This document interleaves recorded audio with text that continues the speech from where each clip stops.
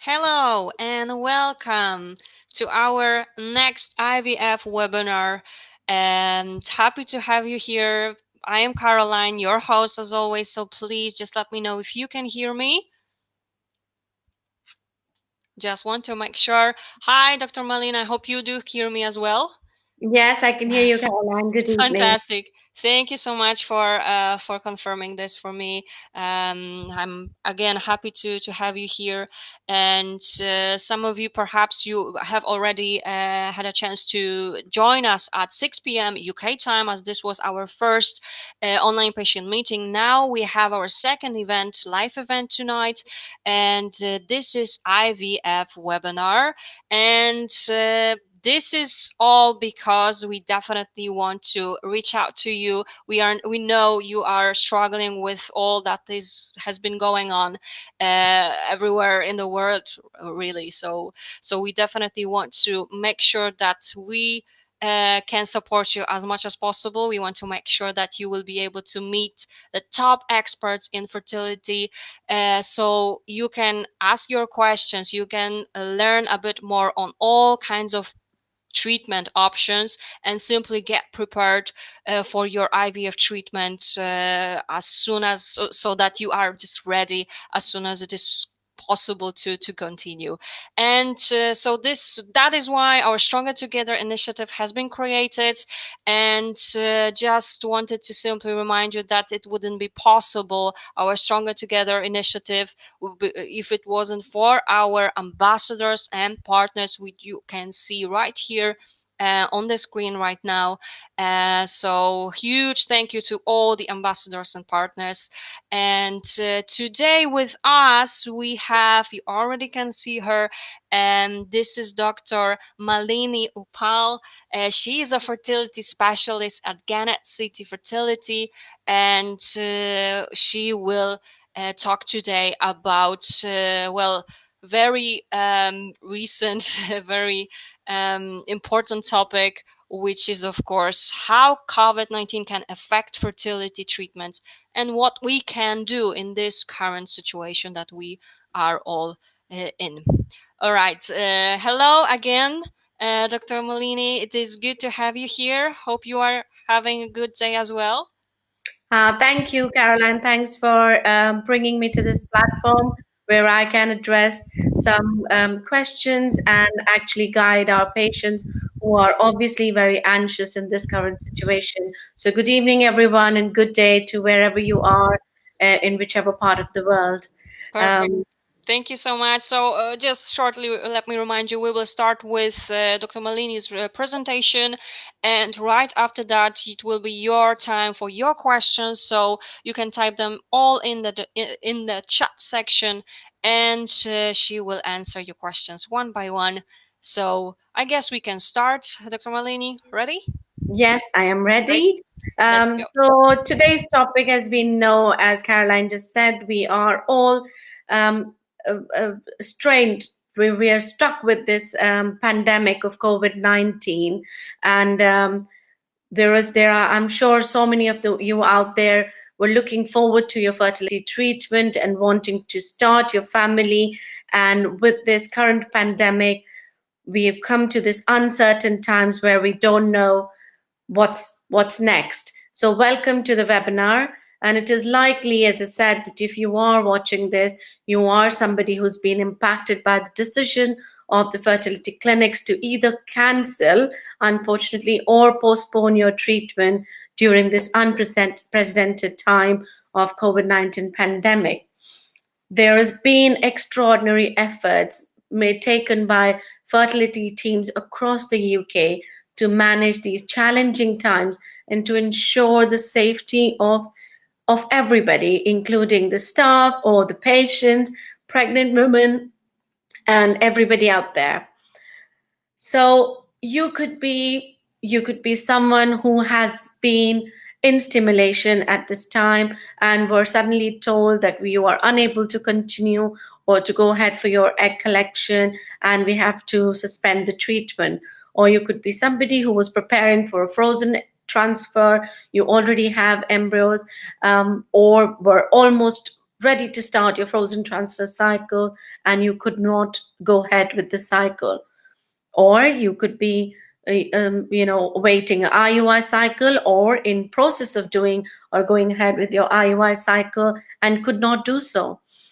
You could be someone who had just had an egg collection and was just only few days away from having that transfer and having that come to reality where you could have had a transfer and had a possibility of being pregnant, and that was taken away from you. There are patients that we've had who are just preparing to start their cycle, having diagnostic tests where they're having their cavity check or having the tube test done to check for the tubal patency, or even hysteroscopy procedure where there could be a polyp and you were waiting a hysteroscopy to remove that to increase your chances of you becoming pregnant. You could be somebody sitting with a whole lot of medication. You've spent thousands of pounds or thousands of currency wherever you are and just about to start a cycle, and you're left with all that medication sitting in your fridge, and you don't know when you're going to be using them. And I think the most difficult one is for the people who've got lower ovarian reserve, or due to the fertility clock ticking, this could be one of the last few months that you could have been trying and have this opportunity to get pregnant, and every few months passing by could make it more and more difficult to have the chance or opportunity to even have a positive pregnancy test. There are so many patients who've done cycles, plenty of cycles throughout the year, having embryo batching, and now they've had all these embryos stored in the clinic, in frozen for them, and are waiting embryo transfer and are unable to do so. Sorry, I'm just trying to get to the next slide. So I just want to tell you that we as your doctors totally understand this frustration, this disappointment that you are going through, and we are here to support you in this time. We are here to talk to you. We are here to guide you through this, and we will be here till we can go back and trying our best to start and resume the treatments as smoothly as we can and be there for you in this time. It is as equally disappointing for us as it is for you. And obviously, where are you left with all these questions in your mind? What is happening? How is it happening? What's going to happen? I'm just going to talk you through a little bit about where the guidance is coming from and why these regulations have been passed, or these guidance have been given to us. So just to brief about what is COVID-19. So it is COVID, as it says, coronavirus disease. It is an infectious respiratory disease caused by novel coronavirus. So it's novel because coronavirus has existed from ages and from years. We had the first time that we had a pandemic like this, or increased viral infections, was when we had SARS, severe acute respiratory syndrome, which was in 2002 and took lives of many people at that time. That was SARS coronavirus. Then we had another episode of outbreak of coronavirus, which was Middle Eastern respiratory syndrome in 2012, which as well took many lives at that point. We also have coronavirus, which just causes normal common flu-like symptoms. Now, this coronavirus, which was first seen and identified in 2019 in Wuhan City, Hubei district in China, and therefore the number 19 along with it is the one which is responsible for COVID-19, the disease that we are facing these days at the moment. How is it transmitted? So obviously, to overcome these times, we need to know how it is transmitted so that we can prevent the transmission, so that we can come back to a normal life as soon as we are able to get control of this. So it is transmitted, the evidence is human to human. Obviously, as we know, it started with the bat, and then that's the primary host, and there is an intermediary host, which is some form of animal where COVID-19 then and stays in that, and then came to human. And from human, it is human to human transmission from respiratory secretions, feces, and fomites and vomitus and particles. Also, this can transmit coronavirus. So either we have to be in direct or very close contact with the person who is suffering from coronavirus or who's carrying the coronavirus, and the distance that has been measured is 6 feet or 2 meters. Within 2 meters, if you are that close to the person, then you are more likely to get infected with that virus from the respiratory secretion. The closer you are, the more chances, and the longer you stay in that environment, the more chances that you can get affected. And the other way is that if somebody sneezes and has got the secretions in the hand, has touched the surface, and you know, like in trains or anywhere where you go and then touch the same surface and then rub your eye or come in contact with any mucous membrane like eye, ear, or nose, then this is another way of transmission of this virus. Now, to say why were these guidelines made to stop fertility treatment and suspend anybody who's in treatment? Duty of care, it is that we have as clinicians towards our patients and of course towards the staff as well. So lots of our fertility team members are now being redeployed to help the frontline people who are managing this crisis. So as you can see, the number of patients infected, the number of admissions in the hospitals, the number of patients, people dying have increased. So there is more and more staff that's required. With the NHS guidelines of suspending all the elective surgeries to follow the same guidelines, the fertility treatment had to be suspended as well. We've got to reduce anesthetic cover because all our anesthetics doctors are at the moment covering the critical care units and intensive care units where patients need intubation because they're on respiratory support. Obviously, the staff is getting affected as well. As you must have now heard, there's so many doctors who have been affected, and they have to then self-isolate and go away from the site, and then we need to replace them or to cover their places. More staff is needed. So therefore, that's where my colleagues are now being redeployed to cover those staff. And importantly, as I said, there is risk of transmission human to human. To prevent this spread, to make sure that you are safe, make sure that we go over to the other end safely, whereby then we can continue our treatments. We had to make this decision to distance ourselves and reduce the transmission in terms of traveling or coming to the clinic where there is still again contact with more patients and clinic staff. There is also fertility has got its own risk where patients might have to attend NHS hospital, where can be complications during egg collection or complications like hyperstimulation, whereby patients have to be then sent to the NHS hospital for care. And at the moment, it is our duty to reduce the load of NHS by these extra, complications. And again, if you are pregnant, or if you do get pregnant after fertility treatment, then you will be needing early pregnancy scans, and you could be having a complication like maybe an ectopic or something, where again, you need to go to the NHS, and which increase the burden on NHS.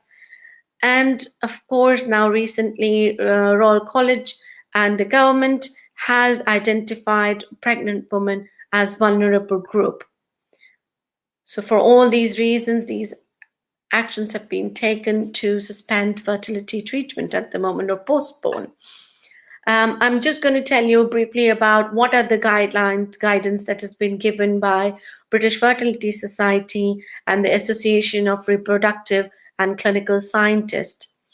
So it is initially it was told to the private clinics or to the clinics or to the fertility all the treatment, whatever doctors, that we can prioritize and we can make a decision ethically and with our social duty to decide if we can continue or which patients to continue the treatment for.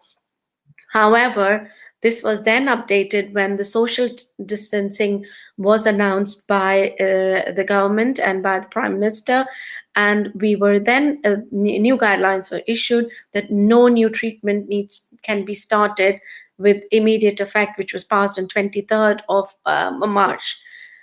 All we were allowed was to complete the current treatment, people who were in the cycle, if they needed egg collection before this guideline was passed. And as clinics, we were allowed only to see patients who, for essential appointment like monitoring for the patients who were already in treatment, or if there's somebody who is at risk of hyperstimulation, or for pregnancy scans just to make sure they are having an intrauterine pregnancy. So only the patients, obviously we were also told, and at the moment that's what's happening in fertility clinic and NHS, which we don't know how long that will carry on, that might suspend as well, is only to do fertility preservation for the patients who are supposed to get chemotherapy or radiotherapy, or at the risk of losing their fertility or be prematurely infertile due to any of these treatments. And these are the only patients who can be treated after 15th April 2020. But as we know, that these are very live guidances. This is a very live, everything is happening every second. Every day there are new guidelines, there are new guidances. So we don't know, this might change as well. At the moment, I think we all have to keep eye on this page and see what happens next. What we are supposed to do at the moment as clinics is be in touch with our patients, guide them, reassure them, be there for them, and including if we need any counselings or any online consultations, and which we are doing. We are currently doing online consultation, follow-up, counselings, everything is available. We are on the phone, we're on the email, and we're there for our patients in this difficult time. We all have to adhere to the government policy because we all want to get to the other side of the situation safely. So what is the government saying at the moment? Obviously to stay at home. Stay at home. Do not do any unnecessary travel. Go outside only for food, for health reason, or to pick up medication, or to work only when it's required.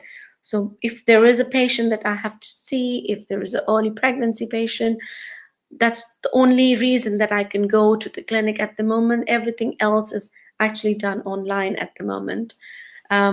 We need to maintain the 2-meter distance, as I have already said, and why the reason is because the closer we are to an infected person, the more the chances of us contracting the virus.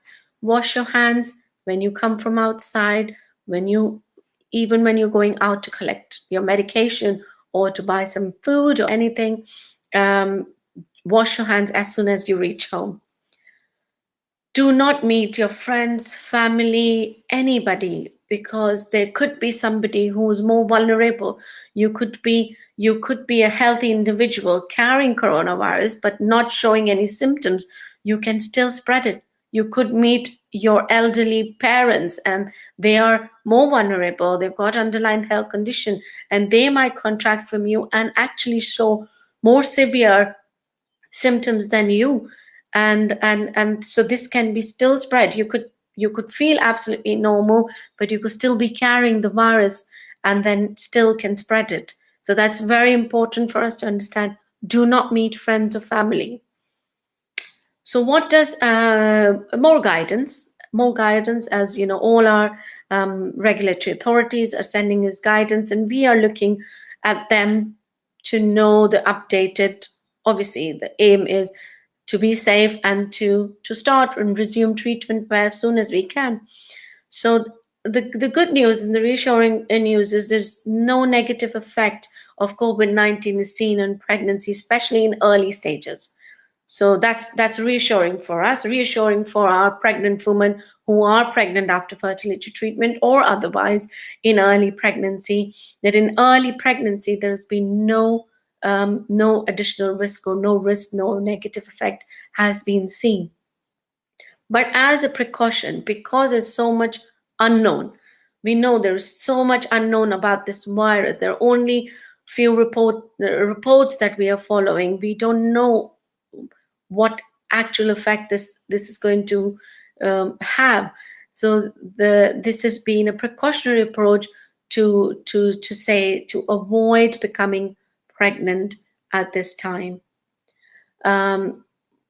We are suggested consideration of deferring the pregnancy by preservation. As I said, you could have had your egg collection, you could have had your embryos created, but the advice and the guidance out there is to freeze the embryos, not to have a transfer, not to try get pregnant. It's not worth it. We do not know at the moment what effect this virus has. And American Society of Reproductive Medicine had issued guidelines on 17th of March to suspend all the non-urgent treatment due to public health emergency, which obviously now this is happening here in UK. It was very slow to start with, but now all the clinics have taken the same measures of stopping the fertility treatment. What does Royal College of Obstetricians and Gynecology have to say, and what is their guidance? Now, there could be a lot of pregnant women out there who could be feeling very anxious about how this is going to affect their pregnancy, or they could be waiting in the 2-week waiting period where they're waiting to do their pregnancy test. Now, again, reassuring evidence that there is no effect seen in the early pregnancy so far. Regarding vertical transmission, as on today, what I checked the website, there has been 2 reported cases where there has been suggested that the antibody, the IgM antibody for SARS COVID-2 virus has been found in the serum for the neonate or a child just born. And we know that this antibody cannot be transmitted or cannot travel across the placenta. So it's not maternal antibody that has come. It is the response of the fetus to a possible intrauterine infection with COVID. So there's been 2 cases, but we still don't know the significance of this and how this is going to affect the baby, there are very few cases, as I said, only 2 reported cases out of all the deliveries for COVID-19 mothers, but it's yet to be known how significant this is for the neonate or for the child born. So how are you doing? I can totally imagine and share the kind of feelings that this kind of decision has intensified, feeling vulnerable, anxious, and may have feeling of kind of disbelief and grief at the moment because things have been taken out of your control. Then you can't make any decision. You do not have the decision that do you want to do the treatment because it's been taken out of your hand. Decision is made and you've been told this thing. This can heighten and bring this understandable disappointment and incredible frustration that you are all going through.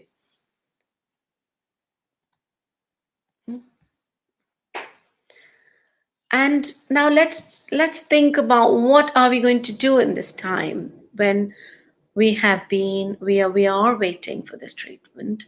We are waiting to proceed with our treatments, hopefully very soon in future. So let's say that this is not. Let's use this time. Let's do something constructive about this time. We can prepare ourselves physically, emotionally, and mentally. Fertility journey is a very, very demanding treatment. It is an emotional roller coaster for all of us who go through it. With yourselves, we are included in that as well. When we see our patients, we do get involved in their treatment cycle, not only as their doctors, but we share the feelings that they go through. We see them going through the treatment and facing the results, which are not always positive. So it's very important that we do physically, emotionally, and mentally prepare ourselves. So let's start with how we're going to do physically preparation. What we can do when we are all stuck at home. We don't know. We can't really even go out as recommended. I think more and more recommendation will be not even to go out for that one exercise, which we are allowed at the moment. If you are going out for exercise, just go on your own or with your family members, and not come in close contact with anyone else outside. So let's start with eating healthy. So a balanced diet is the key to success. It's a healthy body is what we want. We might be at the moment feeling a bit depressed, being stuck at home and doing the stress eating. But let's not do that. Let's think that this is the time we need to prepare ourselves and give ourselves that motivation and that focus that I am going to eat healthy diet. You've got more time maybe at home now, where you can look into good recipes, healthier recipes, experiment with your food, where you're eating more healthier food, not doing that snack and not eating that processed food and not eating anything out of the boxes and tins, and just trying to make a fresh meal every day for yourself, balanced, good meal, with all the nutrition. There are lots and lots of online fitness classes. I mean, this is something I saw myself as well, that if I don't go to the clinic, what am I going to do? How am I going to keep physically fit? Lots of online classes, lots of yoga classes, which are fertility yogas that are available, which you can even, set up a time with your friend online and do it together. And that could be something that will, again, keep you going for this time. Definitely continue your vitamins. It is recommended to take folic acid and vitamin D from 3 months at the time when you're preparing to get pregnant. So this time could be used to do that. Prepare your body, get your vitamin D, get your folic acid, and eat regular food. Reduce your caffeine intake, reduce your carbonated and high sugar carbonated drinks are seen not to have good effect on the body. So let's just reduce that. Let's just be very healthy. And what is this going to help you with? So this is going to help you reducing your weight and getting the right kind of diet, nutrition. So it's very well known that body mass index, or BMI, of less than 19 or more than 25 can adversely affect. So if you're definitely more than 29 as your BMI, that adversely affects your fertility. Overweight people can have problems with menstruation. Or overweight women can have problems with menstruation, ovulation, and even overweight men have got problems with sperm parameters, even motility and quality and morphology and the number. So we all, men and women out there who are preparing for pregnancy, should come into the normal BMI. And then let's use this time. This is perfect time that we can get going and get hit those tables into the right BMI. Of course, if you're smoking, smoking has is well known to have adverse effect on the quality of the eggs and on the quality of the sperm. Sperm DNA fragmentation is supposed to be higher in men who are smokers. So this is the time. Get going. Stop smoking. You can do this. There are help online. You can go to smoking cessations websites and get help and quit that smoking. Prepare your body. Alcohol, again, this is a tricky one because we are going to be at home and we can get inclined to have a glass of wine every day. Alcohol once you're pregnant is definite no because it leads to the fetal alcohol syndrome. But if you are at the moment preparing, reduce your alcohol maximum 14 units per week, and this should be spread. So don't binge drink. Don't drink it all 14 units at one go. Spread it over 3 or more times in the week. Have a couple of days or 2 days, 3 days of no alcohol at all. Um, Alcohol as well has been seen to show adverse effects to our fertility. Self affirmation, very, very, very important. This is a crucial time. This is important that we do not give in, and we tell ourselves. You need to tell yourself um, that there's nothing you can do at the moment to change the situation, and you have to look after yourself. Self care is very, very important. You have to know you want to do everything right, and you have to tell yourself you are everything that you are doing everything that you can do. Breathing exercise, mentally, again, becoming mentally fit is very important. So how are we doing that? There could be breathing exercise, there could be mindfulness. You can go online, you will see a lot of fertility breathing exercise. And focus on the present, focus on something. If you think your mind is going everywhere and you're feeling very out of control, this is the time. Maybe meditation, that could be something you can do, and that might help you to focus. And as I mentioned earlier, yoga, something that will relax you, something that's going to put your mind to rest.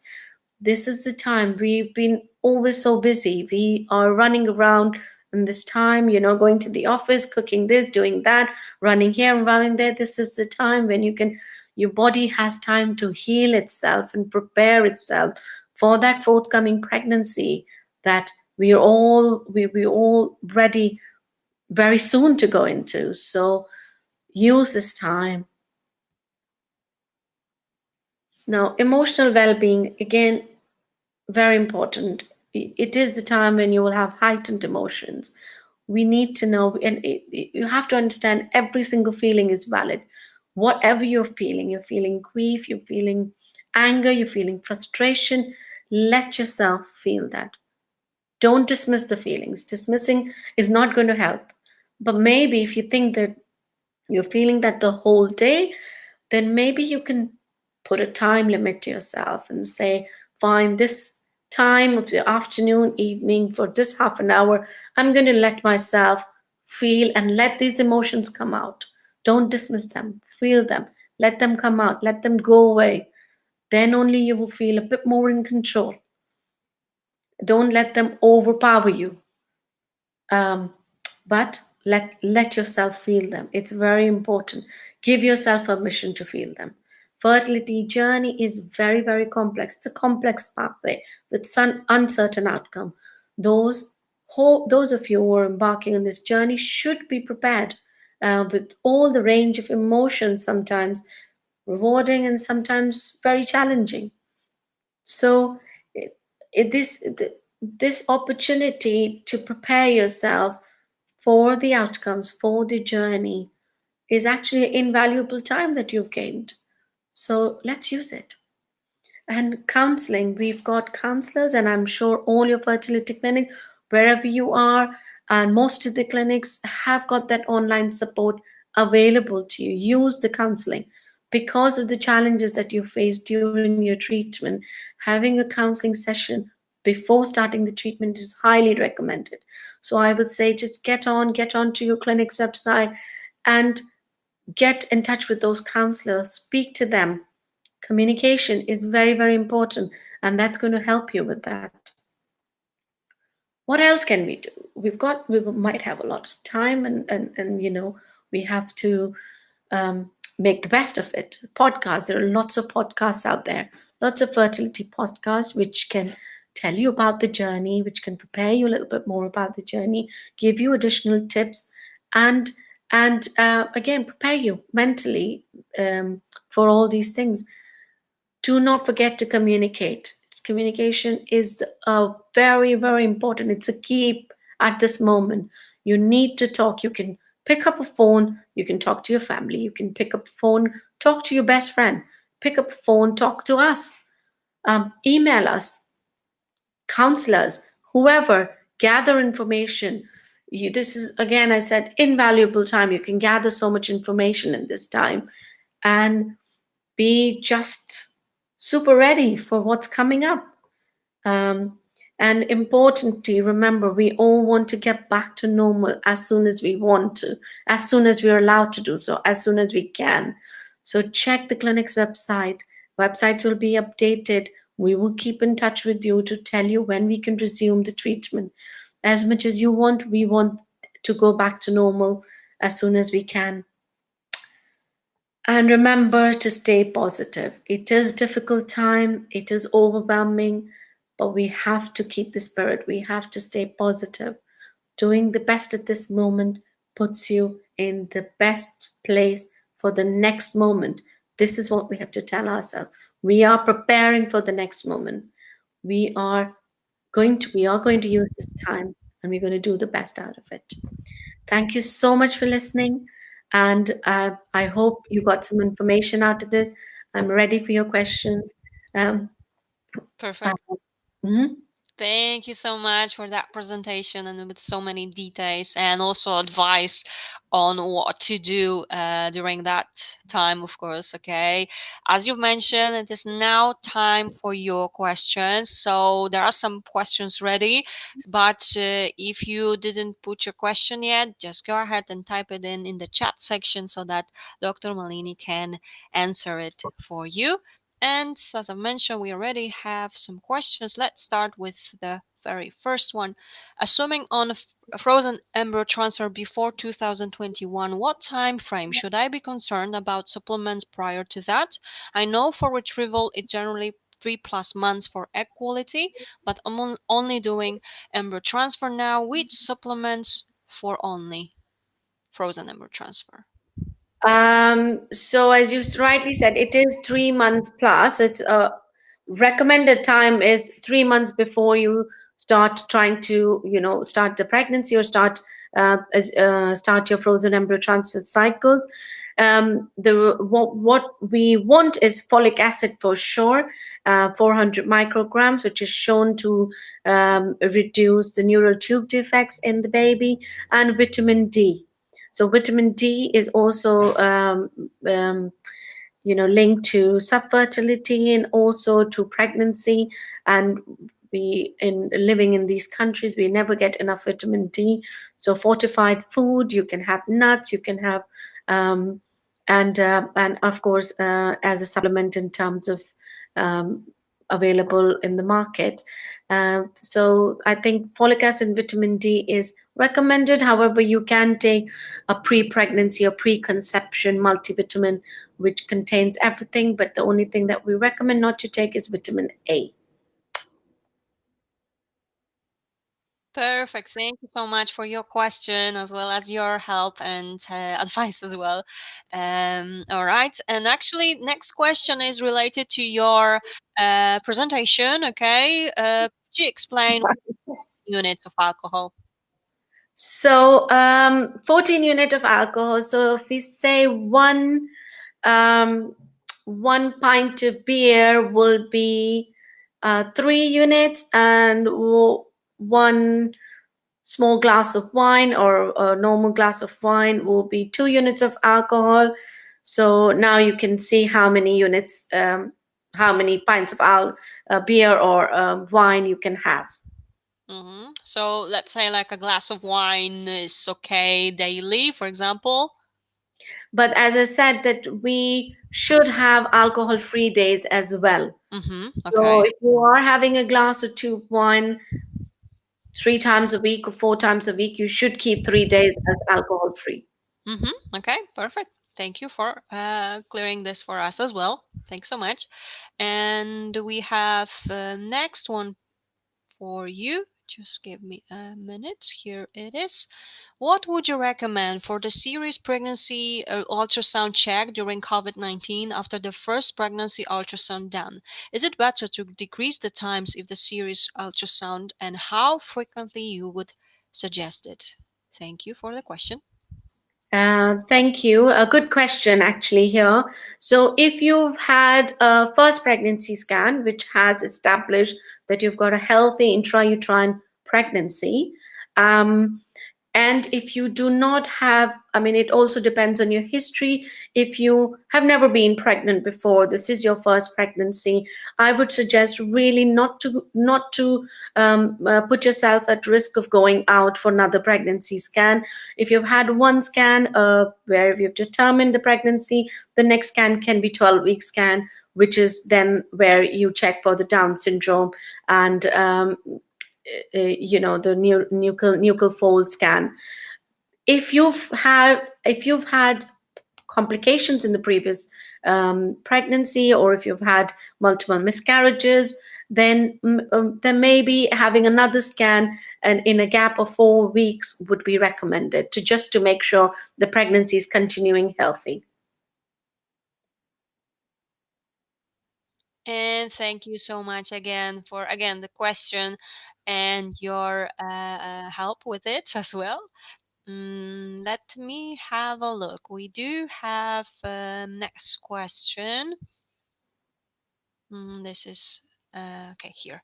Do you think I might be able to do IVF in the summer, or will the recommendation be not to have IVF before there is a vaccine?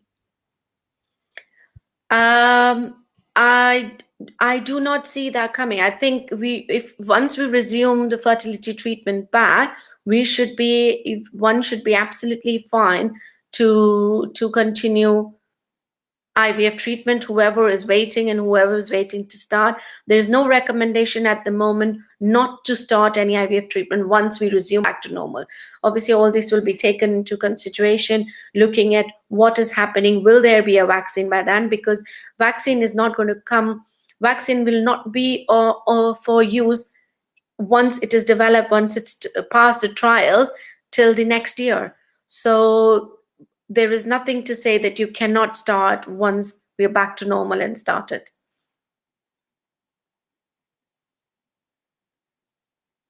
Okay, thank you for clearing this up for us as well.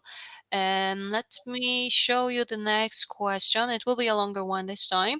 I started birth control pill a couple of months ago, 41, in order to plan the egg collection better. Now I don't know when egg collection will be. Can I continue the pill, or is it dangerous considering my age to take it for too long? Or can it have a bad effect on egg collection if you've been on the pill for too long? Thank you for the question again. Thank you. Okay, so you don't need to continue the pill at the moment. One is because not that it has any detrimental effect on the egg collection or on the quality of the eggs or anything. It's just that because we at the moment do not know when we are going to start or resume the cycles. So at the moment, you don't need to continue with your pill. Now I don't know. So I'm just reading, and also depends on if you do get your periods regularly at the moment, or if you're getting your normal cycles, and this was not given for you to bring a bleed to start, then there is no reason at the moment for you to continue this pill. All right. Even though it does not have any bad effect on egg collections or anything. Okay, understood. Thank you so much for your advice again. Happy to show you all those questions. And now there's one more for you right here. I am looking at using an egg donor and surrogate. What will the clinics be doing to assure that both the egg donor and surrogate are healthy? Okay. So egg donors are usually young adults, as we all are in the middle age, and yeah, or even actually much younger to us. So egg donors, a young adult, even if gets infected by corona or develops any symptoms of COVID-19, they are likely to recover very quickly and 100%. So anybody, it's like any infection. Once you get affected, you develop antibody against it.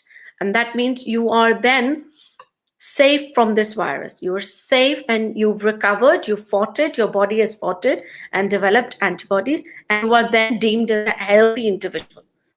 And does this virus has any effect on the eggs or anything? There is nothing like this at the moment. It's like any other flu virus. You think if you get flu, or if I give you example, let's say if you have a chicken pox, you develop chicken pox, you get it once, and you're lifelong immunized by it. You will not get it again. So then you are a healthy individual, even though you did suffer from it. So in the same case, once you've suffered from coronavirus, or let's say if the egg donor at any point did contract this disease and has recovered, then is a healthy individual who has recovered from this virus.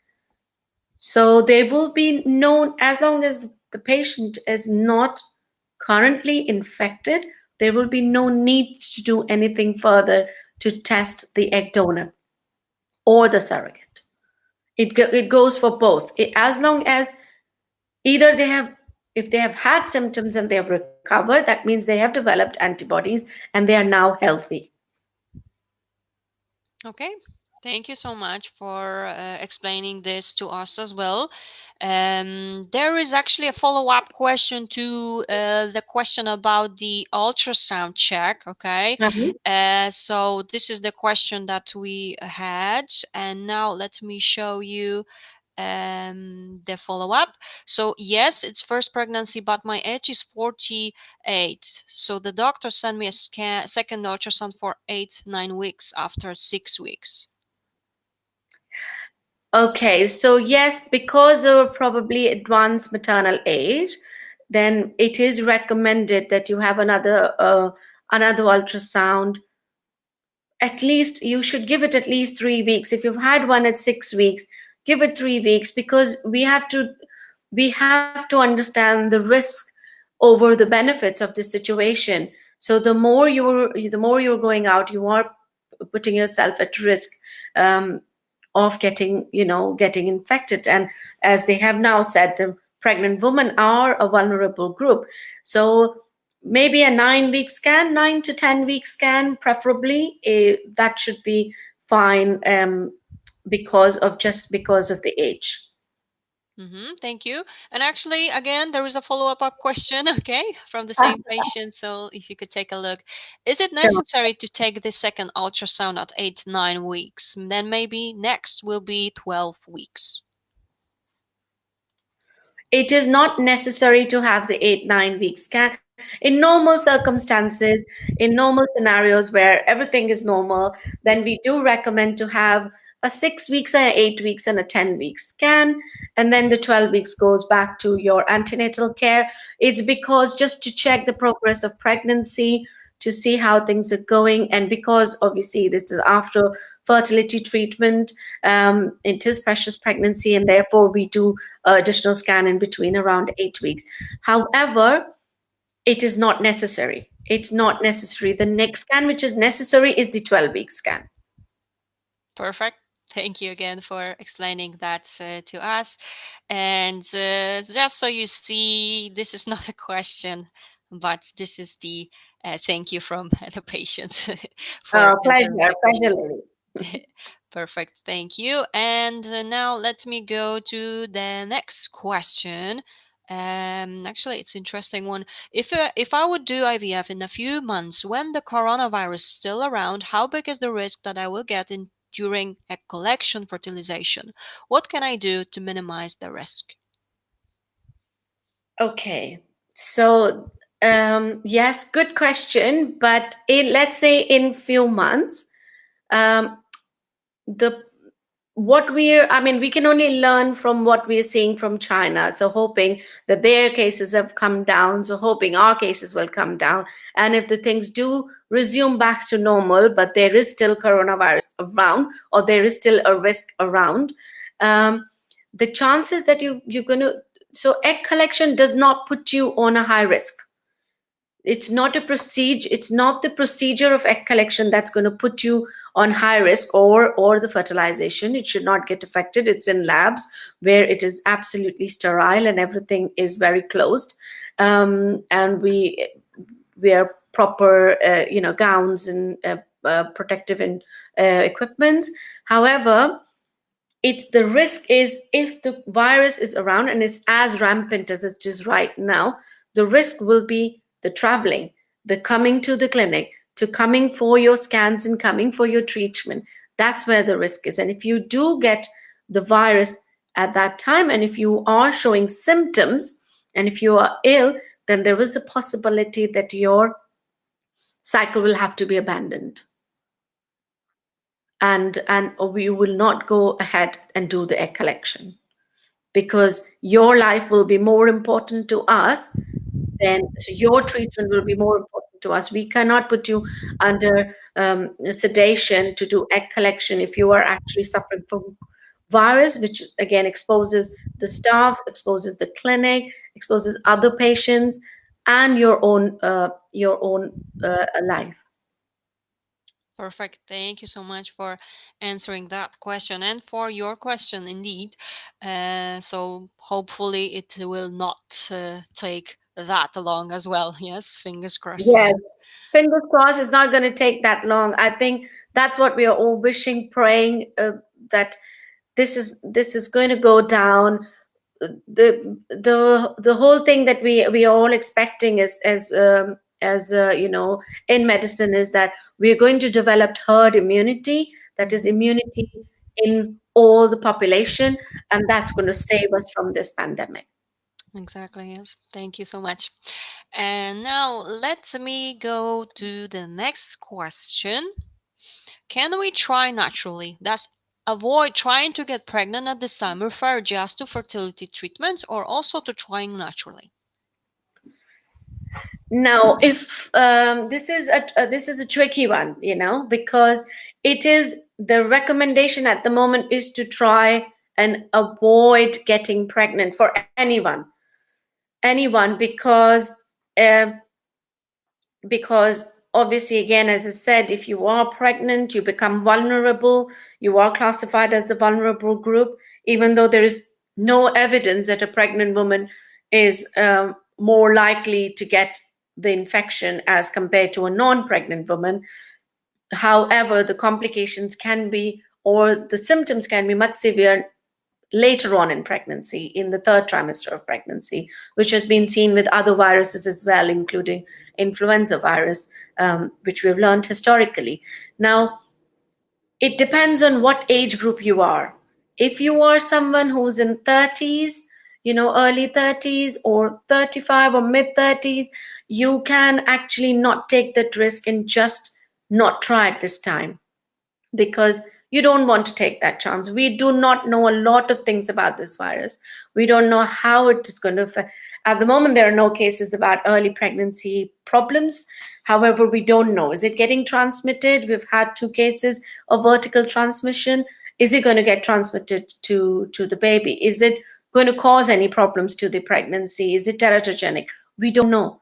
So why, if you are someone who can avoid in these few months, in the few, hopefully 3-4 months, and give yourself the time, then if you have that time, then try not to get pregnant in this time. If again, it comes to the time, you could be somebody who's 42, 43, 44, and you're trying, and every 6 months passing by is going to decrease your chances. Maybe, maybe you can take the risk or try, because there is no evidence at the moment. But if you are somebody who is in 30s, please don't try. That's the recommendation. We also have to decrease the workload for NHS, as they are facing this crisis. They need more and more people on the front line. And if we do get pregnant, that is another additional person going to NHS for treatment. Thank you so much for answering that question. This is definitely a tricky time for all of us, but Yeah. your recommendation really appreciated as well. Thank you. Thank you. Thank you. And let me go. We do have more questions coming up. This one is the next one. Do you know how COVID-19 will affect traveling from Sweden to Cyprus for egg donation treatment, as far as delays, etc.? Uh, I really don't know. I don't know when the borders are going to open. When are we going to be able to travel? We have got Yeah. our egg donation patients who were supposed to travel to Prague, which is our sister clinic in Prague, where we do our egg donation cycle, and everything has just put on hold. Mm-hmm. So sorry, the answer to that is it's just such a changing scene. It's such a live scene, that what happens today, we don't know what's happening next week. So I don't know. I won't be able to answer that. I'm so sorry. Yes, thank you. Of course, still, we all just need to hang in there and just wait until something is finally, over. And of course, we still will be able to travel, etc., etc. So there are plenty of Hopefully things like soon, yes. this. I True, think we are all keeping our fingers crossed. exactly. Hopefully soon. That is true. Okay, thank you so much again. And let me go to the next question. If I do NGS, do I have to come back to the clinic at a very specific time, example 4 weeks later, or is it a bit flexible? So if you're doing NGS, for that means testing of the embryos, once the embryo biopsy is done, the embryo is then frozen. It takes up to 4 weeks, 4 to 5 weeks for the results to come.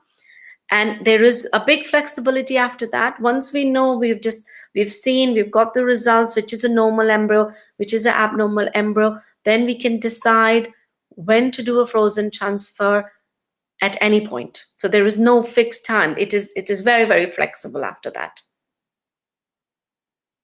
Have I answered the question? Yeah, I Yeah, think. perfect. Thank you so much again for answering that question. And we will be slowly finishing. So I am sure you do have more questions to ask. So go ahead and type them all in so that Dr. Malini can answer them. Okay. But of course, let me go. Oh, okay. Let me go to the question. However, first, let me show you the um, this is from the same patient you just answered, so you answered. Thank you, Maria. Thank you. Thank you again as well. And now let me go to the next question. What would you recommend for patients with low ovarian reserve, AMH decreasing month by month, where time is more of an issue and 3-4 months does make a difference? Yes, as I said, there will be patients out there like yourselves, if you are the one who's with the lower ovarian reserve, and time is of an issue, then I would say then maybe you should go ahead and try use this time, be healthy, and try naturally, and do whatever you can in the given times. I can't, because this is where the difficulty for us comes as well. Initially we were allowed to actually, the initial guidelines that they came early in March, that we can treat patients like yourselves or somebody with lower ovarian reserves. However, with the changing scene and changing more demands in NHS, now we unfortunately cannot do any treatment. However, I would recommend that if you've had your tubes tested, and if you are having open tubes, and if you ovulate normally, naturally, then please do go ahead and try. especially because there is no evidence at the moment to say it has any complications in the early pregnancy. Okay, perfect. Thank you so much again for answering and this this question for sure. Right now, I don't see any questions, but of course, as I've mentioned, we will be slowly finishing. So, if you have anything you would like to add or anything like you would like to ask, this is your time, okay? So let's give it a minute and see if there are some other questions coming up. And in the meantime, if I may ask, could you tell me, so how do you work? Because I know you are doing some online consultations right now. This is, but you are also visiting the clinic as well, correct? Yes, we are. We're trying to minimize visit to the clinic, but we do go and visit the clinic. As I said, any patients who are in treatment, which we are winding up, finishing them, as we have to finish all of them before 15, and any patients who are patients who need prescriptions or repeat prescriptions, or pregnancy patients who need scans, we are still going and seeing them. I'm doing Skype consultations if the patient would like to do Skype, or phone consultations. We are available online, we are available on emails, we are available on telephones. So we are working our best. So if anybody who has been thinking of starting going into fertility treatment, we are available to do consultation, talk to them, prepare them, so that as soon as we can, when we are able to do so, we get going with the treatment cycles. Perfect. Thank you so much. Yes, that's definitely something to remember. Okay, so if you would like to get in touch with Dr. Malini and just have a consultation with her, remember you can actually just simply contact her and her team using the link I have just sent you. And also on this particular website, you will be able to watch this webinar again. Okay, so stay tuned. There will be it will be uploaded very very soon. We are definitely working hard to make sure that all of those events are uploaded. But with the we are having a bit of lots of of those webinars, so please be patient with us. We are definitely doing our best to do it. I believe at least that I do not see any more questions. However, someone is typing. Yes, this is like a shout out. So shout out here. Thank you for very helpful. Thank you for joining us again. I believe some of you have been here already, actually earlier, not only today but last week. So I am very happy to actually see some familiar names. So really glad to have you all here again and again.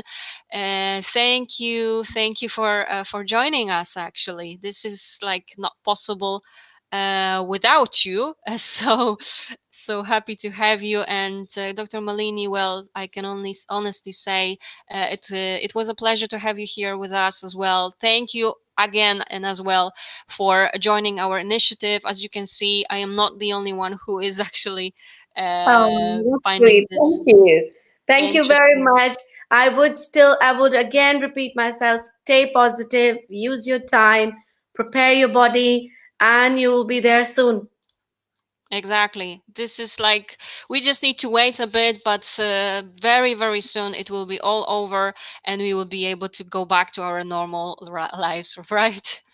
Okay, thanks so much again. One more time, let me just simply remind you that all of our webinars, past webinars or patient meetings, or all upcoming events are able, you can find on our website, myivfanswer.com. You can also follow us on YouTube channel, so you will be up to date when so you can subscribe to our YouTube channel so that you can be updated when new a video is uploaded. You can join our Instagram and follow us so that you can you also will be updated on our future events. Well, I guess that will be it for today. thank you again for all of you to come here, and Dr. Malini, thanks so much again for joining Thank you, us. Caroline. Thank you. Thank you. Have all of you have a lovely evening. Hope to see you tomorrow at 6 p.m. UK time. We will be here. We will be here every day from Monday to Friday. So huge thank you to all of you, and stay safe. Stay safe. Stay safe. Thank you. Bye bye. Bye bye.